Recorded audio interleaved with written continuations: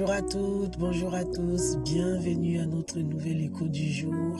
Nous sommes très ravis de vous retrouver sur notre plateforme d'écho d'en haut, la plateforme où le Seigneur déverse une grâce particulière pour nous aider à bâtir de relations solides, harmonieuses et qui reflètent vraiment l'image de Dieu. Alors vraiment au nom de toute l'équipe d'Écho d'en haut encore, nous vous transmettons nos salutations, nous vous bénissons abondamment dans le nom de Jésus. Nous continuons à intercéder, à prier pour vous de telle manière que, alors que le Seigneur vous a appelé à rentrer dans cette institution qui n'est pas la moindre, celle du mariage, que vous puissiez recevoir cette grâce, mais vraiment particulière, cette force, cette détermination à bâtir des couples, des foyers, des relations qui reflètent réellement son image et sa ressemblance dans le nom de Jésus. Alors aujourd'hui nous revenons avec une question très importante, mais vraiment croyez-moi, une question très importante et vraiment comme vous le savez, à Écho d'en haut, on se donne mais vraiment l'honneur de pouvoir répondre à toutes vos questions parce que nous estimons qu'il n'y a pas de questions inutiles. Toutes les questions sont importantes. À partir du moment où une personne se pose une question, ça veut dire que voilà, c'est une zone d'ombre en fait pour lui ou pour elle. Donc on a vraiment la grâce que le Seigneur nous donne de pouvoir apporter des réponses. Vous aussi, si vous avez des questions, n'hésitez pas via notre lien que nous vous communiquons dans nos publications de nous remonter vos questions et nous nous ferons toujours une joie de répondre à chacune de vos questions. Aujourd'hui, la question est de savoir quand est-ce que je peux annoncer à mes frères et sœurs que j'ai rencontré la perle rare, que j'ai chemine avec quelqu'un, que j'ai démarré en tout cas une relation très sérieuse qui peut aboutir au mariage. Alors, c'est une question qui n'est vraiment pas la moindre. Elle est vraiment importante. Vous allez comprendre pourquoi elle est importante. Parce que cette question va nous révéler, au fait, nous amène sur une notion qui est méga importante. C'est la notion de la discrétion. Je ne sais pas si vous savez ce que c'est. Si vous savez, le langage courant français, on le dit, sois discret. Mais est-ce que nous mesurons vraiment l'ampleur ou le poids en tout cas de ces mots, la discrétion? Alors, pour répondre à cette question, est-ce que je peux dire, à quel moment je peux dire aux frères et sœurs, à mes copines, mes collègues, que voilà, je suis rentré dans une relation qui va aboutir au mariage? Parce que je le comprends, lorsqu'on a trouvé la perle rare, on n'a plus envie de se taire. On est tellement heureux qu'on a envie de partager sa joie au monde entier, de monter sur le toit et de crier « Je suis heureuse, le Seigneur m'a visité, le Seigneur m'a fait grâce ». D'accord. C'est vrai, ça c'est l'attitude de ton cœur, c'est normal. Mais est-ce que je peux en parler à l'extérieur comme ça? La réponse à cette question est absolument non. C'est un grand non. Pourquoi un grand non? Comme dirait mon prof de français, justifie ta réponse parce que non n'est pas une réponse. Donc, je justifie ma réponse, hein, bien évidemment. Pourquoi j'ai dit que c'est pas bon? C'est non, il faut pas aller le dire à tout va.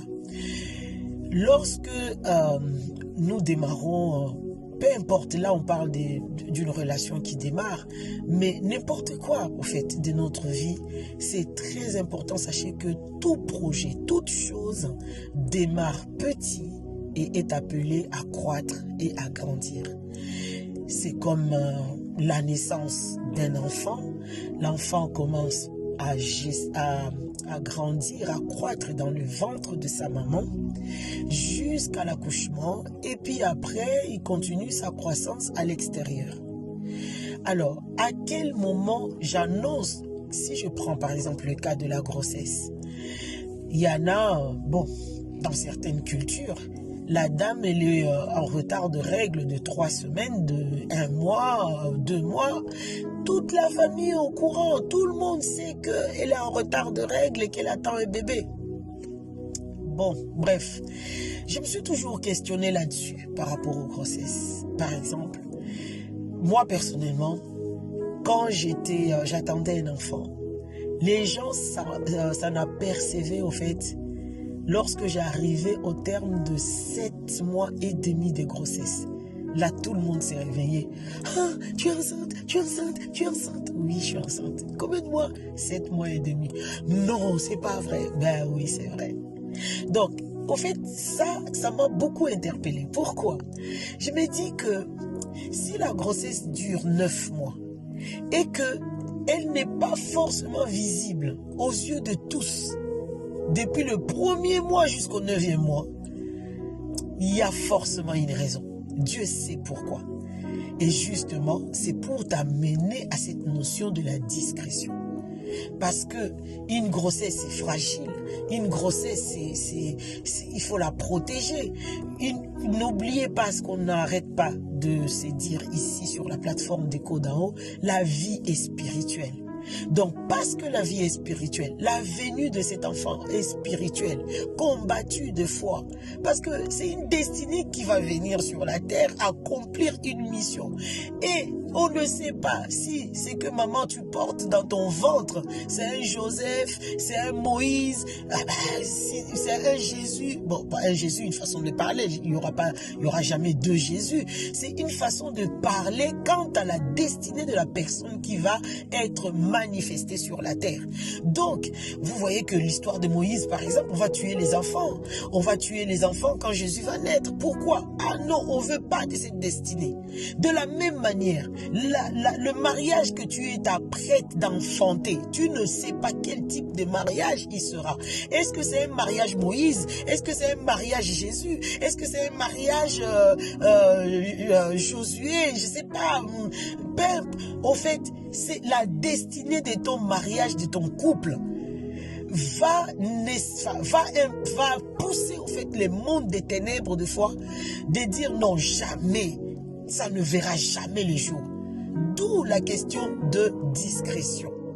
Donc, la discrétion rentre en jeu pour permettre à ce que la gestation, avant la manifestation de ces projets, de cette vie qui doit voir les jours, là on parle en l'occurrence de projets de mariage, il faut qu'on apprenne à le protéger, à le garder jusqu'à ce que ça se consolide, ça devienne, vous voyez par exemple à l'exemple de Jésus, on a dû le faire fuir d'Israël pour aller en Égypte jusqu'à ce que l'enfant s'est solidifié, l'enfant est devenu grand. Et après, Dieu a dit aux parents, en tout cas à Joseph, retourne. La personne qui voulait la mort de l'enfant est décédée, donc tu peux retourner. De la même manière, frères et sœurs, ton couple ou encore d'autres projets que tu peux avoir dans la vie a besoin de ces temps où il se consolide, où il grandit en toute sécurité, à l'abri des regards bizarres qui peut les détruire dans l'œuf, comme on dit, hein, qui peut le détruire. Donc, la nécessité d'être discret. Oui, tu es heureux, oui, tu es content. Le Seigneur t'a visité, le Seigneur t'a béni. Bon, maintenant, cache ta joie un peu et apprends à qui je peux le dire ou à qui je ne peux pas dire. Au fait, les personnes qui sont devant toi, tes amis, les frères et sœurs, je ne sais pas quoi, les gens seront au courant que tu es en train de te préparer d'enfanter quelque chose. Ça dépend du degré de la relation que tu es avec les personnes. Tu ne peux pas divulguer à tout le monde au même moment, le même niveau d'information. Non, c'est du désordre. Il faut que tu apprennes à un tel, non, j'attends encore. À l'autre, bon, peut-être pas. Il faut que tu évalues au fait. Donc, à la question de savoir, est-ce que j'ai une bonne nouvelle, je vais partager ma joie, est-ce que je le partage comme ça à tout le monde? Non. Il faut vraiment la discrétion parce que les informations, du coup, à l'ennemi pour détruire ton projet, ce sera toi-même qui va les divulguer. Toi, tu vas dire, non, j'ai juste donné l'information à un ami, à une soeur, à un frère, mais tu ne sais pas, le monde est spirituel. Donc, sois sage. message évalue à qui je le dis et quand je le dis. Et surtout, les témoignages intérieurs, tout ce qui n'est pas conviction et péché.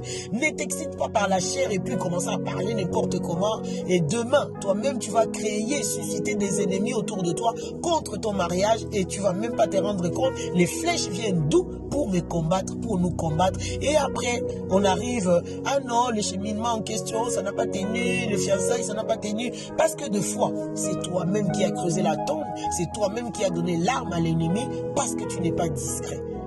Alors aujourd'hui, notre prière pour vous est que le Seigneur nous accorde la grâce, vous accorde la grâce de la discrétion pour pouvoir évaluer, discerner à qui je parle pas, quand je parle pas. Mais en tout cas, sachez, même les gens du monde disent, pour mieux mourir ou pour mieux vivre, vivons cachés. Que la grâce de Dieu nous soit accordée au nom de Jésus. Amen.